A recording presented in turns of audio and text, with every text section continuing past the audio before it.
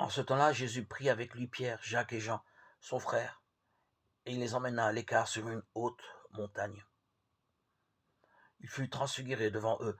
Son visage devint brillant comme le soleil et ses vêtements blancs comme la lumière. Voici que leur apparurent Moïse et Élie qui s'entretenaient avec lui. Pierre alors prit la parole et dit à Jésus, « Seigneur, il est bon que nous soyons ici. Si tu le veux, je vais dresser ici 3 tentes, une pour toi, une pour Moïse et une pour Élie. » Il parlait encore lorsqu'une nuée lumineuse les couvrit de son ombre, et voici que de la nuée une voix disait, « Celui-ci est mon fils bien-aimé, en qui je trouve ma joie, écoutez-le. » Quand ils entendirent cela, les disciples tombèrent face contre terre et furent saisis d'une grande crainte. Jésus s'approcha, les toucha et leur dit, « Relevez-vous et soyez sans crainte. » Levant les yeux, ils ne virent plus personne, sinon lui, Jésus seul.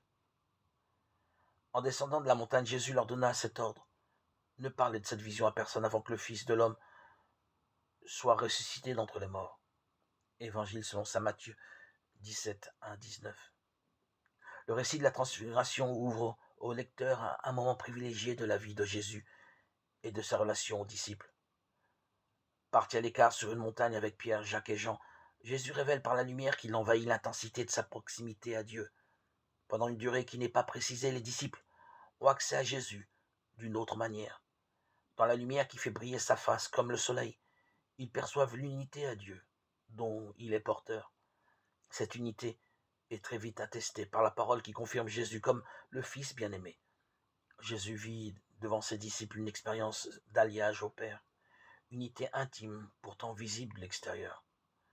Ce constat montre qu'une unité filiale à Dieu ne se fait pas dans l'isolement ou la solitude, dans une individualité qui exclut l'autre. Le fait que les disciples ont également accès au dialogue de Jésus avec Moïse et Élie raconte que l'accès à Dieu ne se réalise pas en se coupant des autres. Oui, il est bon, il est doux pour des frères de vivre ensemble et d'être unis. C'est là que le Seigneur envoie la bénédiction, la vie pour toujours. Psaume 132, 1-3.